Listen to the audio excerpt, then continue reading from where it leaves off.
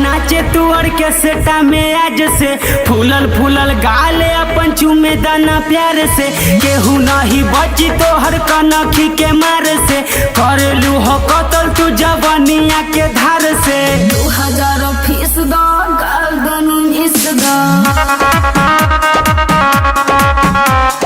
ढोढ़ी के तू फोनवा से जूम करके खींच दो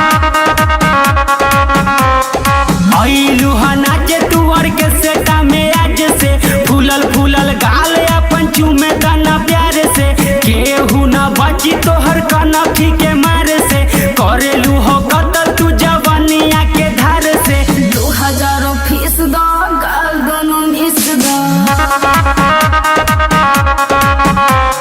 ढोढ़ी के तू फोनवा से जूम करके खींच दो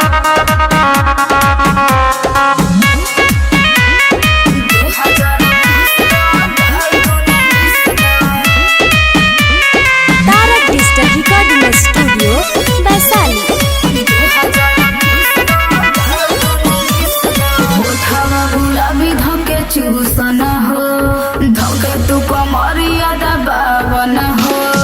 आज मारी रानी सब चौका न हो कहिया पर आवेला ये मौका न हो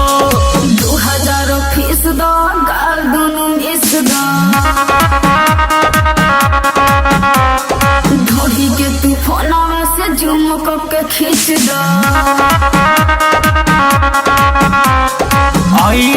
नाचे तुअर के सेटा में आज से फूलल फूलल गाले अपन चूमे दाना प्यार से केहू नहीं बची तो हर कनखी के मार से करेलू हो कतल तू जवानिया के धार से 2000 फीस दो गाल दोनों मिस दो ढोढ़ी के तू फोनवा से जूम करके खींच दो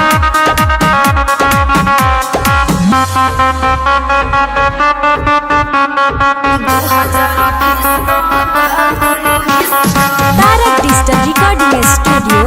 वैशाली।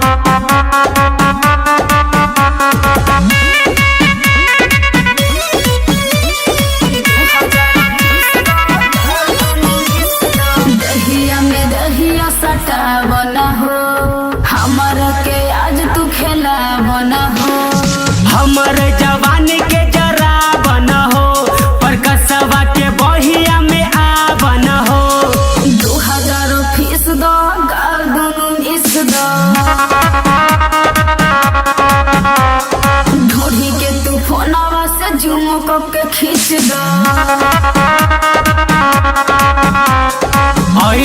नाचे तुअर के सेटा में आज से फूलल फूलल गाले अपन चूमे दाना प्यार से केहू नहीं बची तो हर कनखी के मार से कइलू हो कतल तू जवानिया के धार से 2000 फीस दो गाल दोनों मिस दो